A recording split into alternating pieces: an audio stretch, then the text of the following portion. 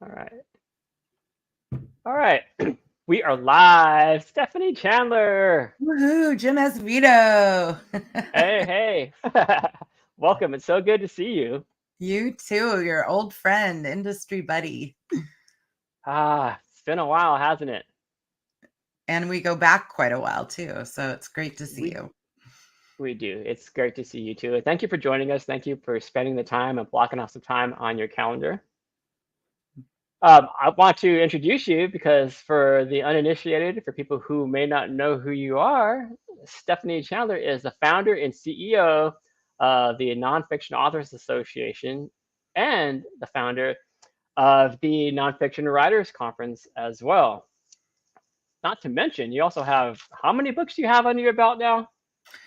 11, although a lot of them are out of print because, I write about things that change, change quickly. Oh, funny. Yeah, well, we're in that kind of an industry where things are changing all the time, especially within the last couple of years, and it seems especially within the last 6 months in particular. Now, before we went live here, you and I were kind of talking about your background, and I've known you for a while, but a lot of people may not know you. And I want our viewers to know that Stephanie Chandler isn't someone who just decided to start this Nonfiction Writers Association last week or even a year ago. So you've got a lot of experience. I mean, you're kind of I see you as a pioneer, as a fearless pioneer, because you were out there doing online marketing, what, like in 2003, you first started dabbling? That's right. Yeah. You did your homework, Um, Jim. Yeah, I yes, I did. well, I have to. I mean, I don't want to like waste anybody's time, and I definitely want people to get a sense of who you are because your path and where you are today, I think the path that got you to where you are today is super interesting, and it makes total sense when you look back.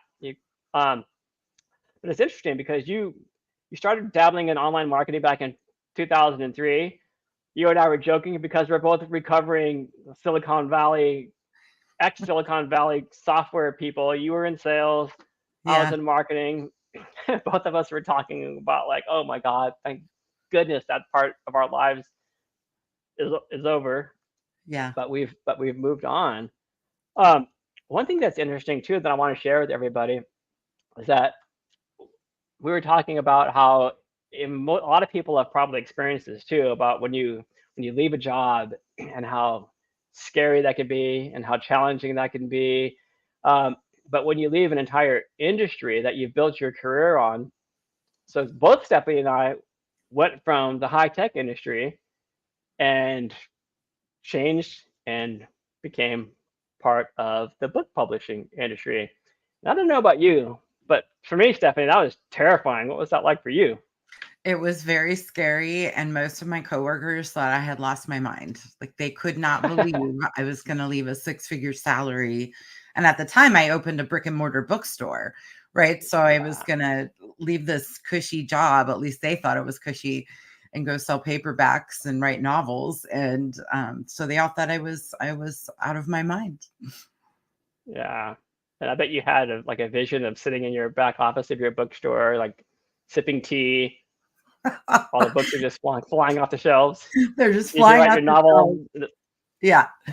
And I was gonna be this great novelist, and it turned out, Jim, Of I was course. a terrible fiction writer, so bravo to those of you who write fiction. It is not easy to do, so I admire you even more today. So yeah, absolutely. Me too. I mean, honestly, I don't know how they can pull it off, but we're going to get to all of that, the planning and all that kind of stuff and the strategy. But I want to keep going down this path. So you quit your cushy Yeah, Silicon Valley sales job.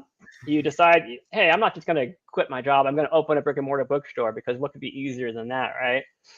And then um, you so you left the industry, and then you started kind of your friends were starting to ask you, well, hey, wait a second, that looks pretty cool. How did you leave your job? Because I think I might want to leave my job too.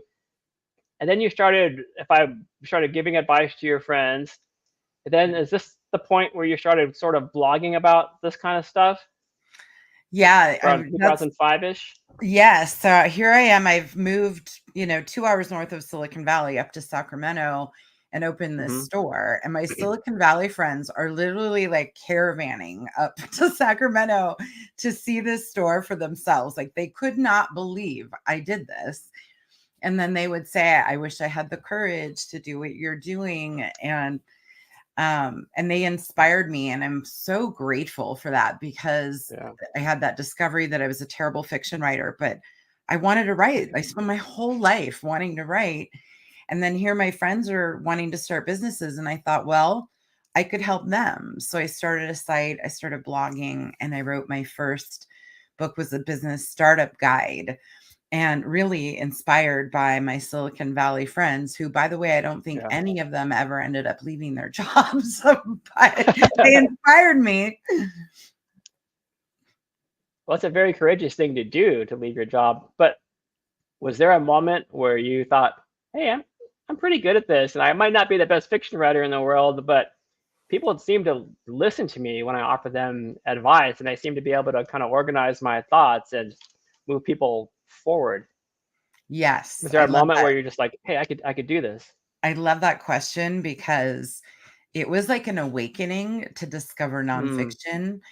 I had set out in life to be an English teacher, and I took this U-turn. I really? had this yeah, I had this because I wanted to write, and I Yeah, took this U-turn because of my proximity to the Silicon Valley, and it was paying so well and all the things. yeah, But writing nonfiction allows me to teach. It allows me to use my skills as a writer. It allows me to make a difference for people. So it was like this magic discovery of something that yeah, felt meaningful to me. And so for that, I am eternally grateful, because I thought if I couldn't write fiction, there was no point. And by the way, running a bookstore sucks. Like it was awful. It was not as romantic as it sounds at all. And so It's not I'm like blogging Hollywood, like you every, didn't have. oh, it was nothing like Hollywood. Like Tom Hanks did never came in my store. Right. Uh, we were robbed. We had cockroaches coming in from the restaurant next door. Like Nice. there was all kinds of fun things. Sounds like, yeah, that sounds like a romantic comedy in the making to me. So, I don't know about that. okay, so you started writing. So you wrote that first nonfiction book, or you had an idea for the manuscript, right? And then you ended up at the San Francisco Writers Conference in 2005, right? And you Yes. met Michael Larson, the Yes. legendary agent Michael Larson. Yes, my dear sweet friend Michael Larson. Yes, so it was my first time attending a writers conference, and here I was Hmm. pitching that first business book. And Yeah. I was also one of the very few nonfiction writers at the conference that I ran across. Hmm. So after the pitches, I'm back at my bookstore the following week, and Mike Larson picks up the phone and calls me. And he Hmm. says, I like what you're doing, but nobody knows who you are. You need to go out and build a platform. And I, eternally grateful for that phone call because one, I felt like someone believed in me. Hmm. And two, I realized, okay, well, I just got done living this hectic, crazy travel lifestyle. I don't want to do that. So that's how I started the blogging, starting a website. And it was really blogging. It wasn't even called a blog back then. I was really writing Yeah. articles and having to create these new web page. It was a very clunky process. But that phone call led to me realizing this is what publishers want. They want authors to come to them with an audience. So that's what I set out to build. Yeah. And Michael Larson is such a sweet person. He's so generous with his time. I mean, he's the kind of guy that, if you go to San Francisco Writers Conference for the very first time, and he was one of the co-founders of the conference, if you're an aspiring author, he's the kind of guy who would say, "Oh, hi, I'm Michael Larson. What's your name? Oh, you've never published a book before? Let's go to lunch together. I'll tell you everything you want to know about the business. Here's my phone number. You can call me anytime." Like, he's that kind of a person. He's just so open. He's so kind. It's Okay. funny because the conference was last week or 2 weeks ago, right? I didn't go Uh-huh. this year. And Yeah. I had a close friend who attended, and she called me on her way back and she's like, I met the nicest man there. His name's Michael Larson, and he gave me so much great advice. And I was like, oh, he's Yeah. a dear friend. So yeah, you're right. Yeah. All heart. I I was fortunate enough to go and give Michael Larson a big hug when I saw him. Aw. Aw. So with your website and your blog, did you were the was the traffic just pouring in, or when did you discover that? Well, wait a second, I'm starting to gain a little bit of traction here. What was the catalyst for that, and how did you discover that something was starting to work for you? It was starting to work. What I noticed was every time I added a new article to the site, I would get more traffic, and each article gave Google another reason to find the website. Mhm. And then I started an email newsletter, and my email newsletter, the first one went out to a Mm. grand total of 8 people. Today it goes out Yeah. to thousands of people, but it was 8 people. But it Yep. was building, and it was building momentum because I was producing content, and I was learning about SEO, search engine optimization, and I was Yep. writing article headlines that I knew people were searching for. And that alone Nice. led to media interviews, corporate sponsorships, all kinds of Really? cool things happened. Yeah. Just the blogging and the email newsletter alone? The Yeah. In demos that are out there, and they're just particular, kind of stumbling. They're, go ahead. yeah, I'm sorry. So, and maybe that came a little bit later when I had some traditionally published books, and my blog's Sure. growing, my traffic's growing, and all of a sudden I'm getting media interview requests. I had several sponsorships. I mean, one of the credit card companies, Jim, paid me $1,000 a month to sponsor a single blog post on my own website. And What? I would pick the topic, I would send it to them for approval, and all I would have to do was add them at the end of the post. And they paid me $1,000 a month for years. So it was amazing. All right. All right. So let's stop. Let's put a pin in that for a second. Alyssa, our own Alyssa asked, wait a second, how did you go? I'm added the wait a second, Alyssa. Sorry about that. How did you go from 8 newsletter subscribers to 1,000? Still. But I want to ask you because I want to make sure that we kind of get the timeline straight. Because you did your website, you're doing the blogging. From what I then you self-published your first manuscript. Is that correct? That's correct. Okay. Okay. And at that point, but you also did pre-orders for that first I manuscript, did. right? I Okay. did. And the sales started coming in. And so don't worry, Alyssa, I'm going to get to it. The sales started coming in. And then at some point, you're like, well, hey, wait a second. I've got some traction here. I'm building an audience. This thing called platform is starting to grow for me. So at what point did you approach or reapproach the trad publishers? And did that all lead into your newsletter just kind of taking off? Yeah, it Sorry, was that was like a 10-minute long question no, too. it's cool. It was not long after I self-published the book that I realized I have an audience. Like the book was selling, and I understood that's what the publishers wanted. And at the Yeah. same time, I wanted to sell digital products off my website. I had compiled like lists of websites that accepted articles. Back then, that was a thing to do. I was selling downloadable workbooks, and I was looking for a book on how to do this, and it didn't exist. So I figured out how to do it for my own site, and I was selling these downloads and making money off them. And that's what the Hmm. next book became about. It was called From Entrepreneur to Infopreneur: Make Money with Books, Ebooks, and Information Products. And I submitted it to 2 publishers along with here's my website traffic, my subscribers. And I Nice. had a deal with Wiley within like a month. It happened so fast. Whoa, really? Yeah. Wow. Wow. Yeah. And Okay. I that hope book you guys was, are paying attention out there.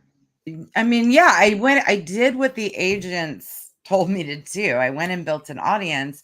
And then after that book came out, I had more books than me. And I reached out to Andrea Hurst, who I had met at the San Francisco Writers Conference years earlier. And I said, Okay. look, I got myself a book deal. I've got this And high Andrea is an agent, right? She's a literary agent at the time. She's, Okay. I think, mostly retired now. But I said, I've got myself a book deal. I've got this website Okay. happening. And, let's talk. So we had lunch Okay. and I'm pitching her one book. Meanwhile, I brought her this little workbook I had made on how to market yourself as an author online. And she's flipping through it while I'm pitching her my business book. And she's going, I think I can sell this. And I said, oh, I hadn't intended to sell that. I'm trying to pitch you my business book. Well, she ended up selling both of them.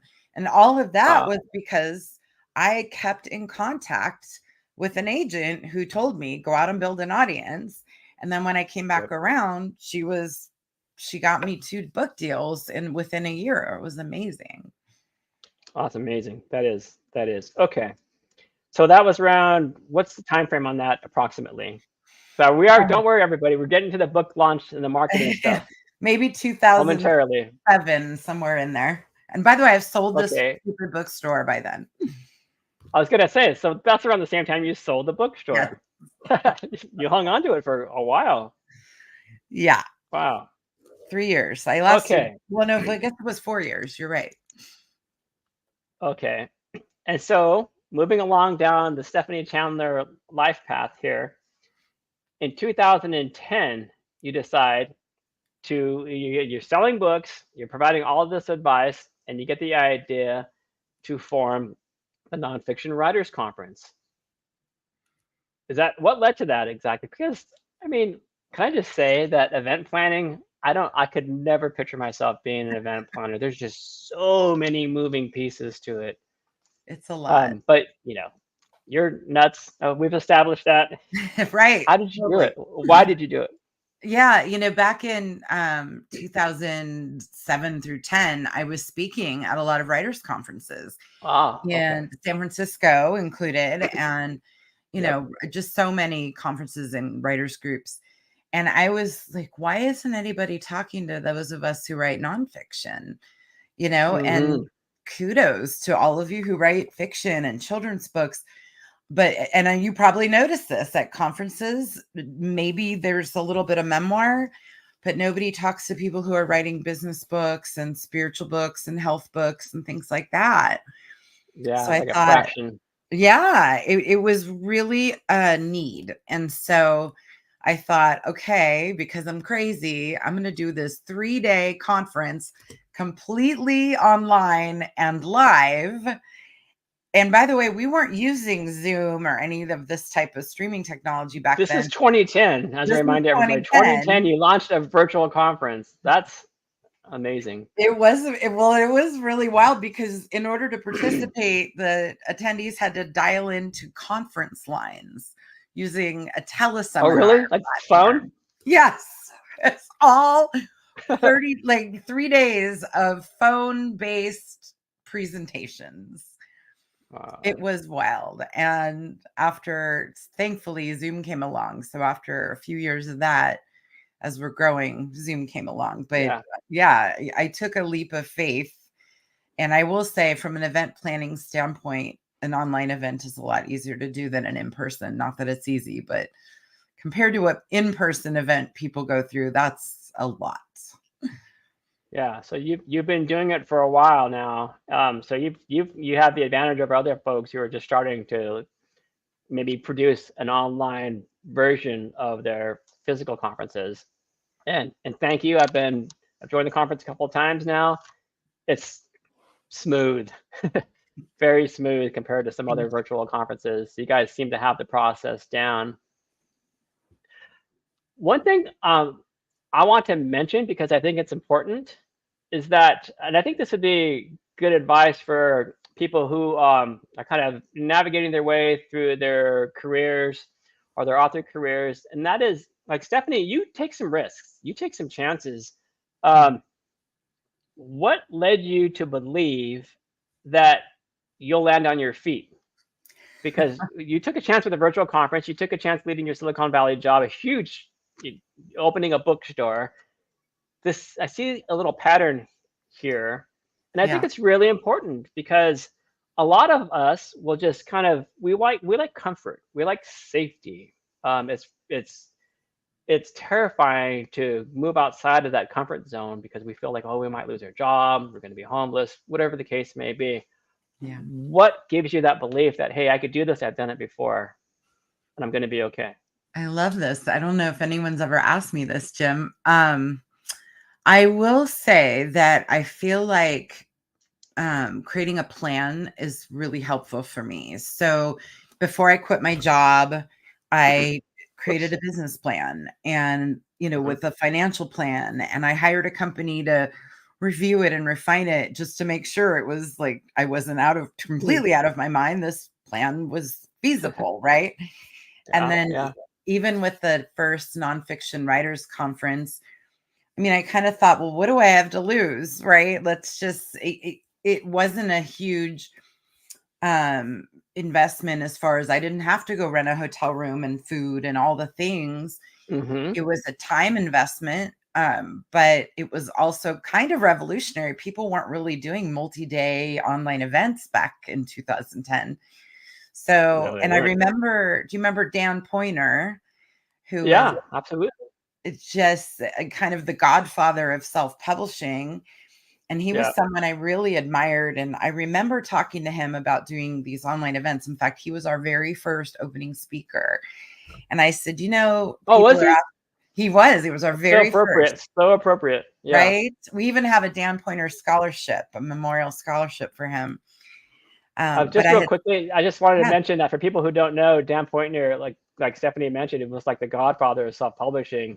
He was writing books and publishing books on how to self-publish. Gosh, way before yeah, Smashwords was even a twinkle in Mark Coker's eye. So I'm yeah. sorry. Go Like on. since the 90s. No, he was like Mike Larson. He just had a heart for helping writers. Yeah. And I remember talking to him once and saying, I think people want me to do this event in person. Maybe I should do something like in Vegas. And he goes, no, don't you dare.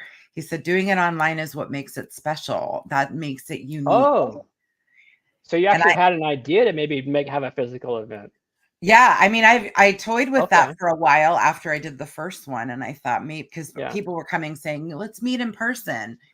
And what Yeah. ultimately Okay. happened from that, Jim, is that's how the Nonfiction Authors Association was born 3 years later, because conference attendees were like, how do we keep in touch when this is over? Where's our community?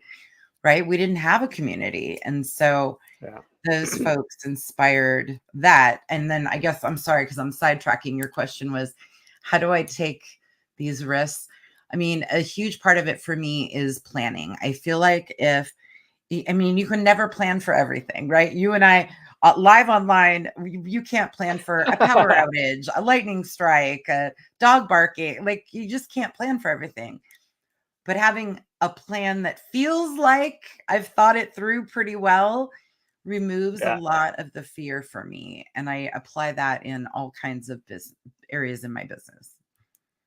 I love that. And that is a perfect segue to talk about your latest book, which is the Nonfiction Book Marketing and Launch Plan. Build your audience and sell more books. So let's talk about that. But real quickly, I just wanted to bring up this comment from Tosh. He says online conferences are great since everyone cannot travel everywhere. And it is so true. I 100% agree with that. And you can become friends with these people that you meet at these online conferences. And then when you meet them finally in person someday, it's all the more special.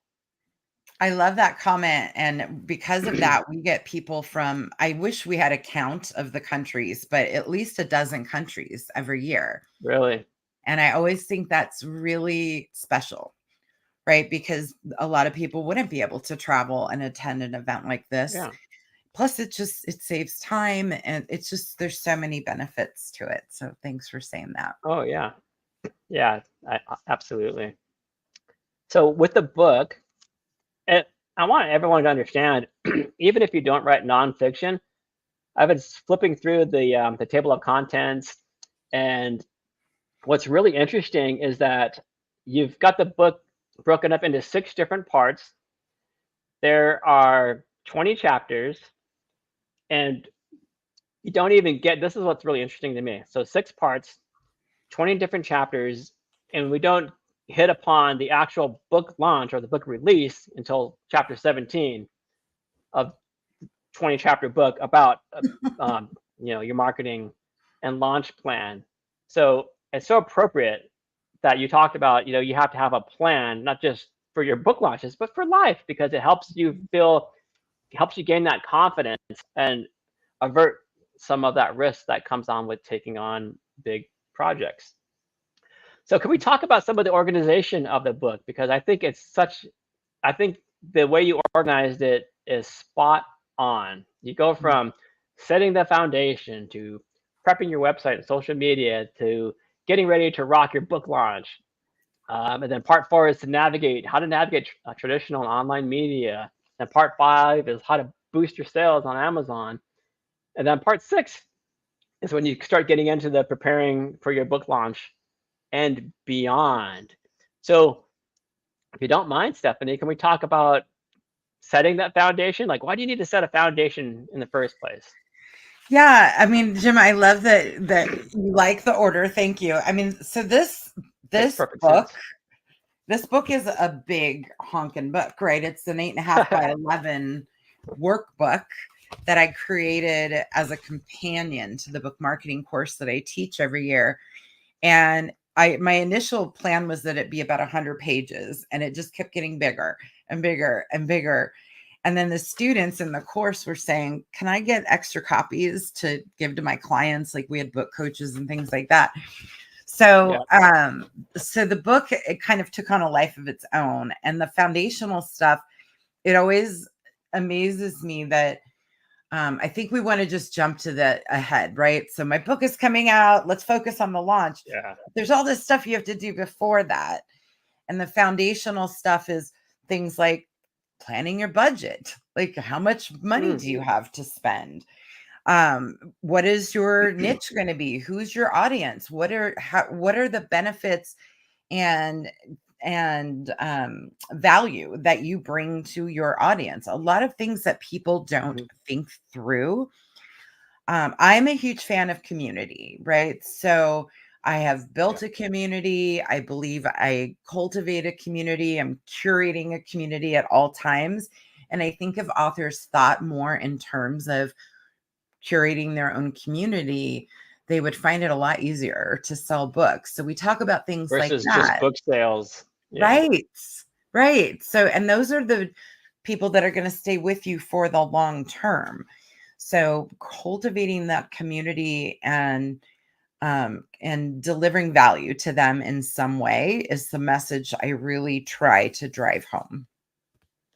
Yeah, that's so important. I think a lot of authors, especially the newer authors, don't realize that when your book's selling at Amazon or Apple or Barnes and Noble, those don't become your customers. Those become customers of those retail channels.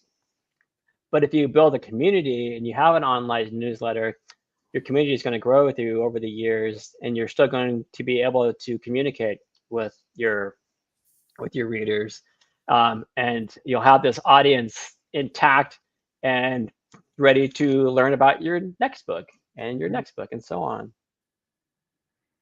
Um, I love that. Let's see. And you talk about prepping your website and social media next in part 2. And before we get to that, like, do you feel that, like, where do you feel the biggest pushback from authors? Is it social media? Is it the marketing? Like, because, authors are like, well, I don't want to do marketing. I just want to write books, and I hate social media. I hear all of the above a lot. So, and in my, I love to use this as an analogy, Jim, because um, to me, marketing and gardening are very similar, right? Hmm. I absolutely hate gardening. I don't like the dirt. I don't like bugs. I don't like elements. I don't like it.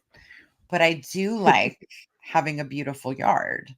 And so I do it. I begrudgingly do it, but I do it. Yep. And I do it because the end result is so important to me. And marketing can be the same. If you don't love it, you got to do it anyway, because the end result is worth the effort. And if you compare the two, like if you walked out in your garden every day and you planted 3 seeds, over time, those seeds grow and you end up with a beautiful garden. And to me, marketing is the same. If you can plant 3 seeds every day, write a blog post, pitch yourself for a podcast, put out a social media reel, whatever it is, if you can do 3 things a day, over time, that adds up. And that's where the magic starts to happen for authors. So, yeah, I hear a lot of resistance to marketing and a lot of resistance to social media. And I think social media has been a little bit oversold, and people think, oh my gosh, I need to be on every single network. And I don't agree with that. I think you should really pick 1 or 2 and do those well. I agree with you that 100%, because if you're forcing yourself to be on those platforms that you don't like, you're not going to spend much time on them in the first place. But if you stay on the ones that you do like, chances are you're going to spend more time and nurture those seedlings to help them grow over time. That's right. Good And advice. and your passion comes through, right? So, I'm not somebody who's going to do dancing TikTok videos. Like, what? Oh, come on. Not my style, right? But some people are great at that, and I love to watch them. So don't, I just encourage authors, don't do it just because you think you have to. Do the things that light you up and feel like you're going to enjoy them at some level. And are you telling those authors to, hey, get on social media and sell your book? How are you encouraging them to go about interacting with prospective readers? Well, it comes back to your community, right? So if you think in terms of cultivating a community and providing value, that's where social media gets interesting, and connecting with your audience, serving them in some way. And then to get back to our email question, how I went from 8 subscribers to thousands, part of that is through social media. To me, social media is rented real estate. We had an active Twitter account, and a couple of years ago, one morning I woke up and it was gone. We lost 70,000 followers overnight for no reason. Never could get it back. I'm still bitter about it to this day. So social media is not your own real estate, right? So this is why we want to leverage social media to engage our audience, but we want to invite them back. We want to invite them back to our home base, to our own author websites, to subscribe to our email list, to maybe join a private community you're running on Facebook. So think of how you can engage your audience off the social media platform. Okay, so this is perfect, because I want to bring up this comment from Erica. Thanks, Erica, for this comment. And she says, my issue isn't posting, it's people ignoring everything I post. Frustrating. Yeah. So do you have any bits of advice or wisdom in terms of getting the audience to engage with you? What have you seen work out there, Stephanie? I think video is really, really, really hot right now. So if you can create video, that can help. And short, funny, engaging, helpful, something along those lines. I don't know you, thriller author Erica Arstenson. I wish I knew a little bit more about you, but I would say that getting engagement is not easy on social media or a blog. So you've got to keep trying to figure out what's going to land with your audience. So if whatever's working now, if nothing is taking off, I would suggest reassessing and figuring out what you're bringing to that audience. I completely feel that it's harder for fiction writers than it is for nonfiction to market books. So with fiction, you have harder for fiction. I believe that you have a lot more competition. I think that nonfiction writers, it can, it's obvious what I'm about, right? I'm about nonfiction writing, publishing, promoting. Sure. So my content is easily generated. But when you write thrillers or mysteries or romances, you've got to figure out what is the hook around your books that engages your ideal target audience. It might be based on where the book is set. We have a local author here in Sacramento, Cindy Sample, and she writes mysteries, and they're all based in cities around our community. And everyone Interesting. knows her because of this. So her content is largely based around that. So I would Mhm. say if you're not getting engagement, you want to reassess what kinds of content you're putting out for your audience. Okay. Do you feel too, Stephanie, that like that the author's personality is part of the brand, and that maybe it doesn't have to be about the book? It could be about, hey, I went on vacation to Connecticut, and has anybody ever been there? I went to these two restaurants, or just like something that's just kind of a general thing to provide a little bit of personality out there, just to try to connect with an audience. I see some authors doing that. Yeah, I mean, I think if you have a super magnetic personality, maybe that works. I would prefer to see some sort of theme going on in your social media presence. So that could be it might be based around the city where your books are set. So Erica's saying she lives in New York. All her stories are set there, either city or Yeah, state. So Erica, what if you were yeah. like highlighting cool things to do in New York? The best restaurants to go to in New York, fun things to do in New York. And that's you're in a total locate like destination location where people want to go visit.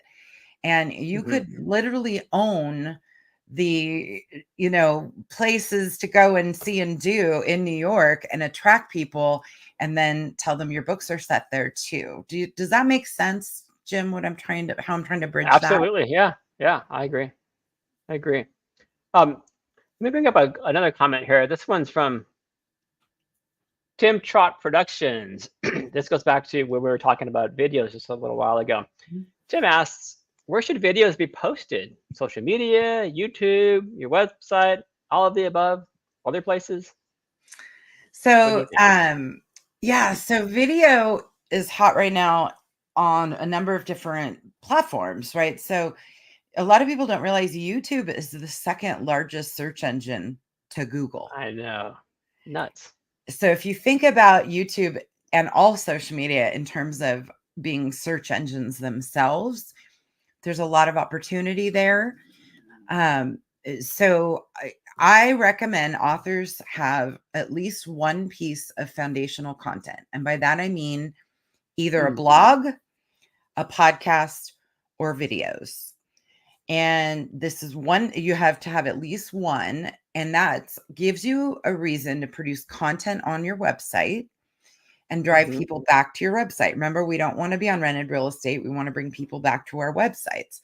So if video appeals to you, then your thing might be a video channel on YouTube. Also, social media reels, right? Instagram is really popular, TikTok's gaining popularity.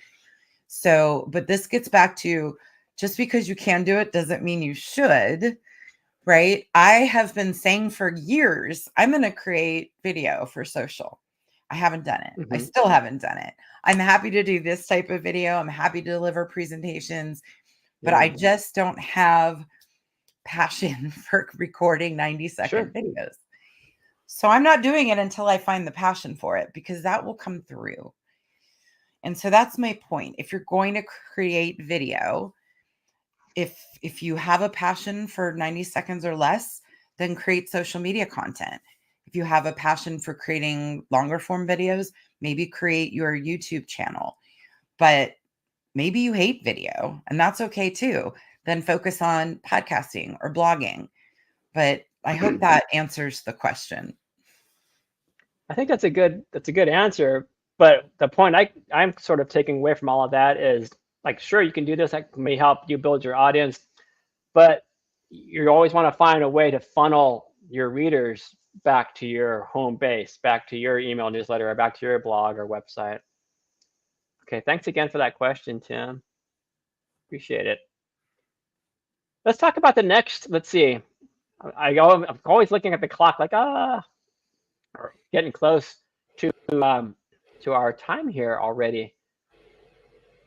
Stephanie, do you want to talk about, let's see, how about we're going to jumping ahead to part 4 of your book, Navigating Traditional and Online Media. Mhm. How important do you feel that that is for nonfiction writers? to be your own publicist, for example? I think it's important to know how it all works, but Hmm. I think traditional media is often less relevant than it was 10 years ago.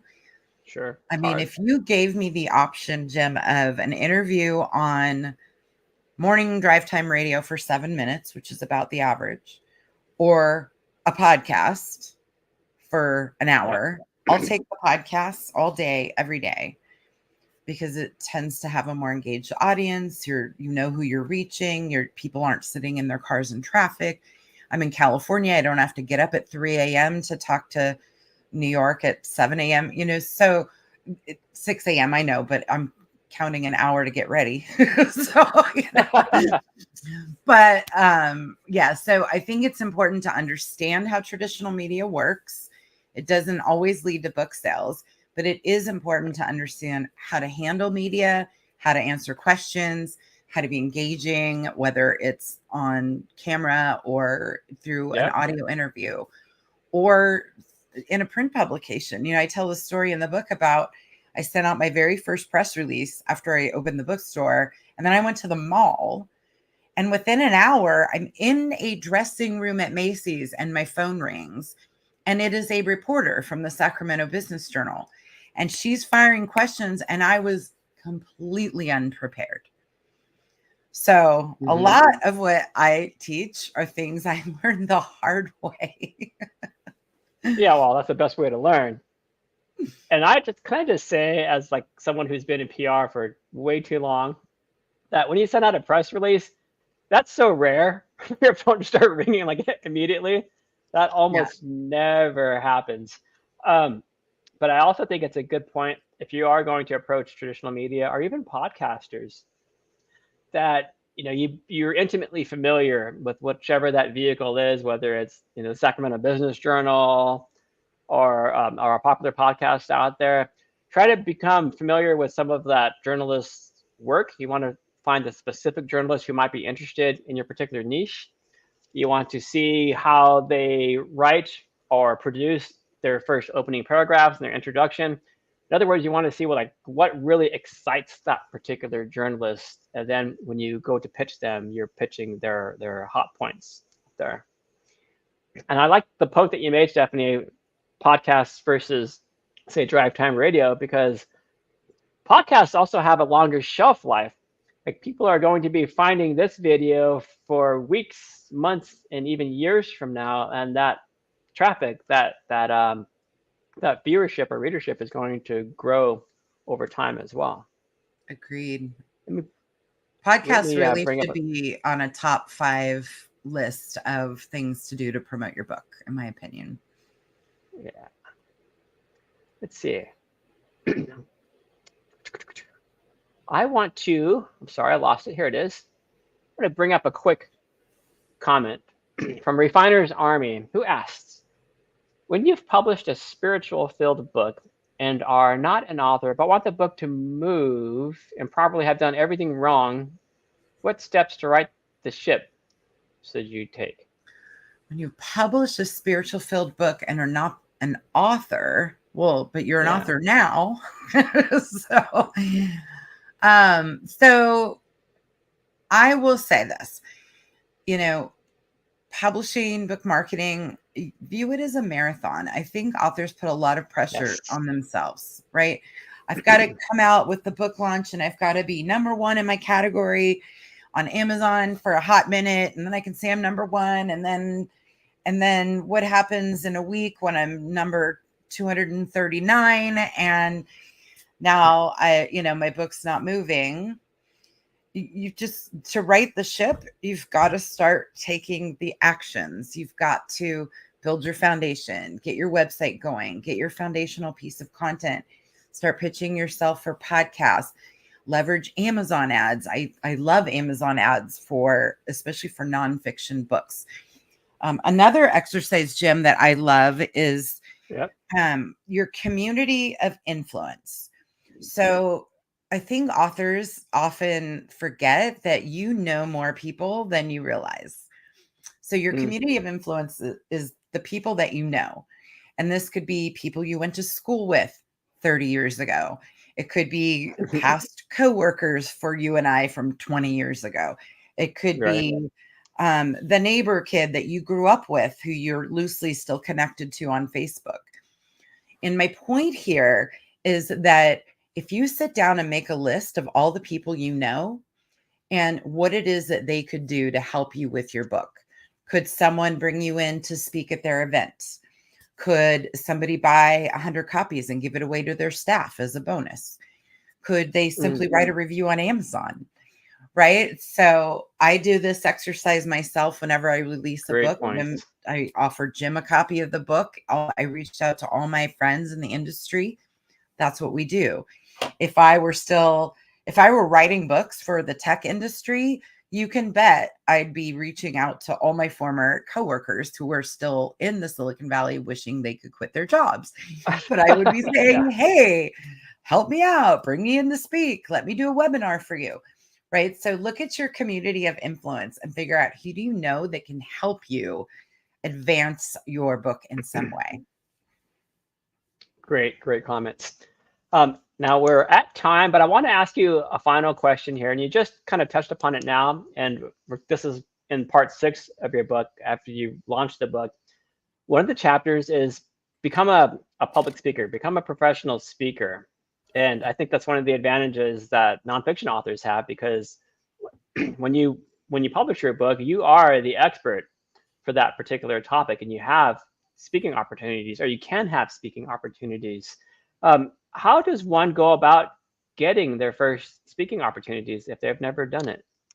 I love speaking for authors. I think speakers sell books, and it really starts with creating a speaker page on your website and coming up with some speaking topics and then reaching out to pitch them. And by the way, fiction writers, you can do this too. I mentioned Cindy Sample, our local mystery writer.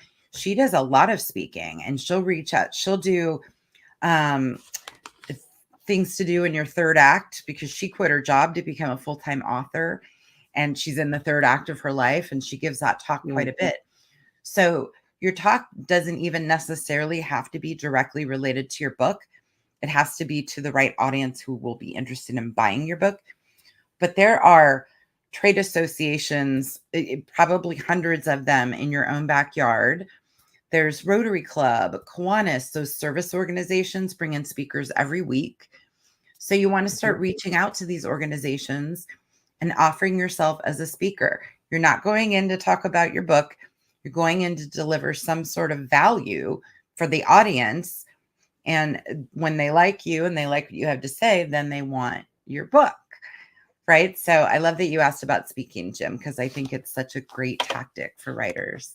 Yeah, I 100% agree. So we're coming to a close here, and I just want to let people know that you can find Stephanie at the Nonfiction Authors Association at nonfictionauthorsassociation.com. If you want more information about the latest book, the Nonfiction Book Marketing and Launch Plan, you can find all the information about the book on the website, including all the different, the breakdown of all the different parts in the book and the chapter breakdown as well. Stephanie, thank you so very, very much for being here. I really appreciate your time. I know you don't have a lot of it, so we appreciate that. For those of you who are watching now, just wanted to remind you to please, if you have a moment, like, share, comment, and subscribe to Drafted Digital's channel. We appreciate that. It helps us attract guests like Stephanie to provide her expertise to all of y'all. And then also, please be sure to bookmark dddlive.com so you can see subsequent week's not chapters. I'm all about the book now. So you can see the next week's topic and guests.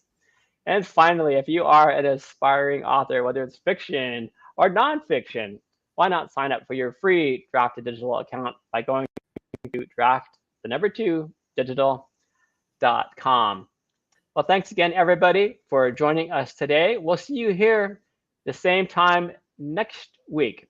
Stephanie, hang out for a minute in the green room. I'm going to play a quick 30-second commercial spot for Drafted Digital's DDD print service. Great. Thanks again, everybody. See you next week. Ebooks are great, but there's just something about having your words in print. Something you can hold in your hands, put on a shelf, sign for a reader. That's why we created D2D Print, a print-on-demand service that was built for you. We have free, beautiful templates to give your book a pro look, and we can even convert your ebook cover into a full wraparound cover for print. So many options for you and your books. And you can get started right now at draftedigital.com.